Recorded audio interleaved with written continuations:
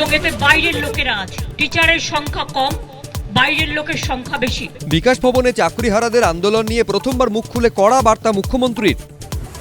আমি আন্দোলনের বিপক্ষে নই, কিন্তু আন্দোলন করারও একটা লক্ষ্মণ রেখা আছে। আন্দোলনকারীদের সীমারেখা স্মরণ করালেন মুখ্যমন্ত্রী। কোর্টের কেসের ব্যাপারে আমি কিছু বলি না, যা করি আইনে করি, আইনত। বকেয়া ডিএ নিয়ে সুপ্রিম কোর্টের নির্দেশের পর প্রথমবার মুখ খুলেই ইঙ্গিতপূর্ণ প্রতিক্রিয়া মুখ্যমন্ত্রীর। চাকরি চেয়ে জুটেছে মার খাওয়া শিক্ষকদের আজ থেকে টানা 3 দিন থানায় তলব, এখনো যাননি কেউ। আইনজীবীদের সঙ্গে পরামর্শ, গন্ডগোলের দিন দিল্লিতে থাকা শিক্ষককে তলব ঘিরে প্রশ্ন।